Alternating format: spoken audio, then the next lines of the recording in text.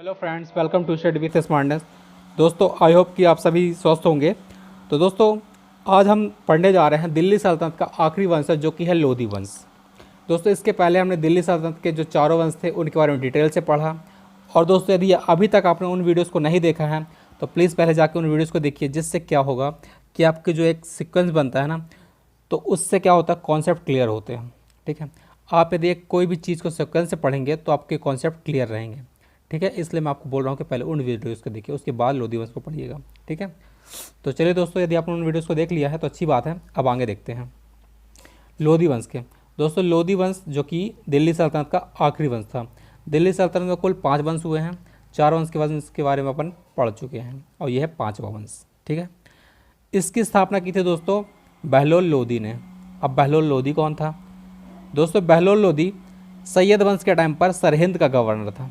कहाँ का? सरहिंद का गवर्नर था। ठीक है, तो आपको दोस्तों ये दोनों ही चीज़ें याद रखनी है। बहलोल लोधी ने स्थापना की थी और ये सरहिंद का गवर्नर था। दोस्तों, जो लोधी वंश है ये भारत का पहला अफ़गानी वंश है। भारत का पहला अफ़गानी वंश है। और जो दूसरा अफ़गानी वंश है दोस्तों वह है मुग़ल। ठीक है, पहला है लोधी वंश और दूसरा है मुग़ल। ये दोनों ही अफ़गानी वंश है। ठीक है, भारत में जो थे। दोस्तों, नेक्स्ट देखते हैं। अब बात आती है बहलोल लोधी की। तो अब बहलोल लोधी के बारे में देख लेते हैं। दोस्तों, बहलोल लोधी इसका टाइम पीरियड है 1451 से 1489। ठीक है, और सुल्तान बनने के बाद इसने अपने नाम के बहलोली सिक्के चलवाए थे। ये इंपॉर्टेंट फैक्टर है कि बहलोल लोधी ने अपने नाम के सिक्के चलवाए थे, बहलोली सिक्के। ठीक है, तो दोस्तों इससे क्वेश्चन बनता है कि बहलोली सिक्के किसने बंद करवाए थे? तो दोस्तों, बहलोली सिक्के अकबर ने बंद करवाए थे। किसने? अकबर ने। आपको याद रखना है, अकबर ने। ठीक है, इसके बाद नेक्स्ट है, इसने जौनपुर पर आक्रमण करके उसे लोधी वंश में मिलाया। दोस्तों, बहलोल लोधी ने जौनपुर पर आक्रमण किया और उसे लोधी वंश में मिलाया। अब बात आती है जौनपुर की। तो दोस्तों, जौनपुर से क्वेश्चन बनते हैं। पहला क्वेश्चन बनता है दोस्तों, जौनपुर को किसने बसाया? तो दोस्तों, जौनपुर को फिरोज शाह तुगलक ने बसाया था। तुगलक वंश का शासक था। जौनपुर को फिरोज शाह तुगलक ने बसाया था। और किसके नाम पर बसाया था? तो दोस्तों, इसने अपने भाई जूना खान उर्फ मोहम्मद बिन तुगलक, उसके नाम पर ही इसने जौनपुर को बसाया था। ठीक है, तो उसको आक्रमण करके लोधी वंश में मिलाया था। किसने? बहलोल लोधी ने। ठीक है, आपको दोनों ही फैक्टर याद रखना है। दोस्तों, बहलोल लोधी ने एक उपाधि ली थी। कौन सी उपाधि ली थी? मकसद आली। आपको दोस्तों याद रखना है, ये बहुत इंपॉर्टेंट उपाधि है, ये पूछी जा सकती है। मकसद आली। मकसद आली उपाधि ली थी। दोस्तों, मकसद आली का मतलब क्या है? दोस्तों, मकसद आली का मतलब है खुदा की तरह दिखने वाला। ठीक है, तो ये दोनों ही फैक्टर आपको याद रखना है कि खुदा की तरह दिखने वाला। दोस्तों, इसके बाद बात आती है कि 1489 में इसकी मृत्यु हो जाती है। तो बहलोल लोधी की मृत्यु के बाद उसका जो बेटा है सिकंदर लोधी, वह शासन करता है। ठीक है, तो चलिए अब उसके बारे में देखते हैं। तो बात आती है दोस्तों सिकंदर लोधी। यह दूसरा शासक था लोधी वंश का। ठीक है, इसका जो टाइम पीरियड था वह था 1489 से 1517 तक। ठीक है, तो चलिए दोस्तों आप सिकंदर लोधी को देख लेते हैं। इसके दोस्तों इसके शासनकाल में सबसे पहली चीज़ क्या है इंपॉर्टेंट, कि 17 मई 1498 को वास्को डी गामा भारत आया था। अब ये वास्को डी गामा कहाँ से आया था, ये क्वेश्चन पूछ लेता है। दोस्तों, जो वास्को डी गामा आया था पुर्तगाल से आया था। और कहाँ आया था दोस्तों? कालीकट के बंदरगाह में आया था, जहाँ पर राजा जमोरिन का शासन था, उसने इसका स्वागत किया था। ठीक है, तो ये दोनों ही चीज़ आपको याद रखनी है। दोस्तों, नेक्स्ट है 1504 में सिकंदर लोधी ने आगरा शहर की स्थापना यमुना नदी के किनारे की, जिसे सिकंदराबाद के नाम से जाना जाता था। ये इंपॉर्टेंट फैक्ट है। ठीक है, कि आगरा शहर जो कि वर्तमान में, इसको 1504 में सिकंदर लोधी ने बसाया था और इसको किस नाम से जाना जाता था? सिकंदराबाद के नाम से जाना जाता था। और दोस्तों, इसने क्या किया था? इसने आगरा में बावरगढ़ का किला बनवाया था। बावरगढ़ का किला, ये इंपॉर्टेंट चीज़ है। 1506 में दोस्तों, 1506 में इसने राजधानी दिल्ली से आगरा स्थानांतरित की। ठीक है, तो यह भी पूछा जा सकता है, 1506 में इसने राजधानी दिल्ली से आगरा स्थानांतरित की। दोस्तों, नेक्स्ट है सिकंदर लोधी एक कवि था। दोस्तों, ये गुलरुखी नाम से कविताएं लिखता था। दोस्तों, सिकंदर लोधी है ये अपनी जितनी भी कविताएं लिखता था वह गुलरुखी के नाम से लिखता था। ठीक है। तो दोस्तों इसने एक अपनी कविता लिखी है आयुर्वेद पर, जिसका नाम है फरहंग सिकंदरी। क्या नाम है उसका? फरहंगे सिकंदरी। ठीक है, तो आपको ये याद रखना, फरहंगे सिकंदरी, ये इंपॉर्टेंट चीज़ है। दोस्तों इसने एक और पुस्तक लिखी थी, क्या नाम था उसका? लज्जते सिकंदरी। लज्जते सिकंदरी। ठीक है, और यह है फरंगे सिकंदरी।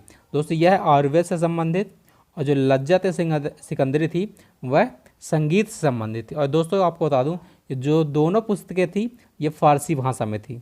ठीक है, फारसी भाषा में। दोस्तों नेक्स्ट देख लेते हैं। दोस्तों नेक्स्ट है, इसने नापने की एक नई इकाई चलाई जिसे गजे सिकंदरी या सिकंदरी गज कहते थे। इसमें एक सिकंदरी गज में 30 इंच होते थे दोस्तों, 30 इंच।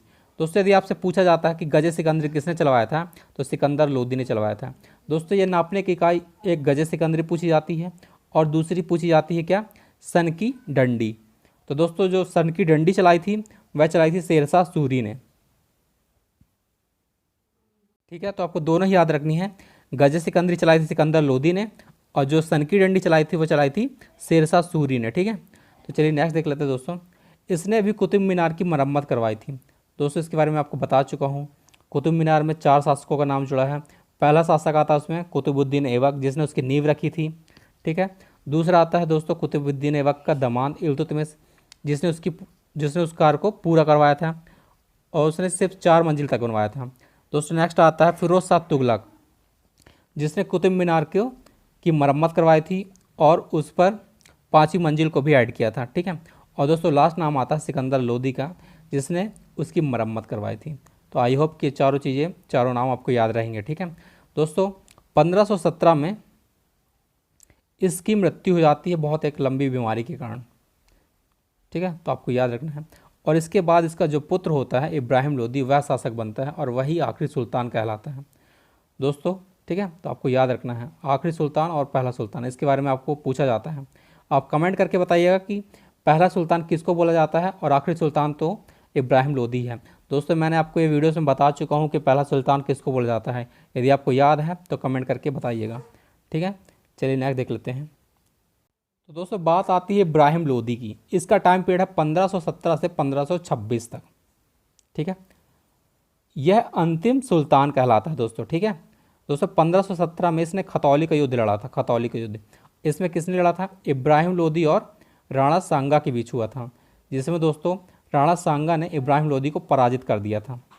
ठीक है, तो ये चीज़ आपको फैक्ट याद रखने हैं। चलिए नेक्स्ट देख लेते हैं। दोस्तों इसके चाचा थे 2, कौन? दौलत खान लोदी और आलम खान लोदी। यह पंजाब का सूबेदार था और यह दिल्ली का सूबेदार था। दोस्तों इन्होंने ही किसको? बाबर को आमंत्रण दिया था कि आके इब्राहिम लोदी को हराना है। ठीक है, तो आपको दोनों ही याद रखने हैं। तो दोस्तों बाबर का जो पहला आक्रमण था भारत पर, वह था बजाउन सिंध में, जो कि 1519 में हुआ था, जो कि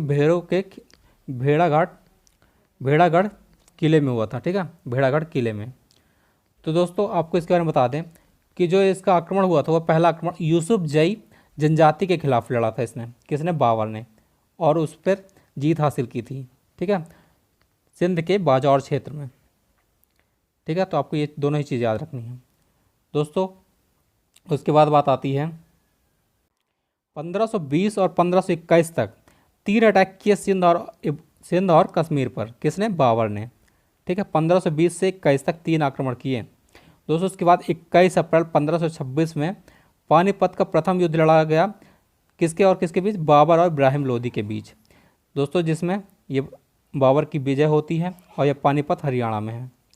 ठीक है दोस्तों, यह पानीपत की प्रथम लड़ाई में मारा जाता है। ठीक है, और दोस्तों यह एकमात्र शासक है जो कि युद्ध में लड़ते हुए मारा जाता है। दोस्तों दिल्ली सल्तनत का एकमात्र सुल्तान है जो युद्ध में लड़ते हुए मारा गया। ठीक है, और इसे ही मारकर बाबर ने मुगल वंश की स्थापना की थी। दोस्तों इसका मकबरा कहाँ? पानीपत में बना है। और दोस्तों पूछा जाता है कि इसका मकबरा किसने बनवाया था? तो दोस्तों इसका मकबरा है जो इसके पुत्र हैं जो मुस्तफ़ा इब्राहिम, उसने बनवाया था इसका मकबरा। ठीक है, तो आपको दोनों ही चीज़ें याद रखनी है। इसका पुत्र कौन था? इब्राहिम, मुस्तफ़ा इब्राहिम। ठीक है, चलिए नेक्स्ट देख लेते हैं। तो दोस्तों इसको हराने के बाद, इब्राहिम लोदी को हराने के बाद अब बाबर का शासन होता है यहाँ पे भारत में, जो कि मुग़ल वंश की स्थापना की जाती है। अब इसके बाद से दोस्तों हम पढ़ेंगे मुग़ल वंश, ठीक है। तो आई होप कि आपको ये वीडियो अच्छा लगा हो, तो प्लीज़ चैनल को लाइक एंड सब्सक्राइब ज़रूर कीजिएगा, ठीक है। और आपका सजेशन भी बताइएगा, और आपका जो प्रथम सुल्तान कौन था वो भी मैंने आपसे कमेंट में पूछा है, तो वो भी आप कमेंट में करके बताइएगा, ठीक है। तो चलिए दोस्तों, थैंक यू।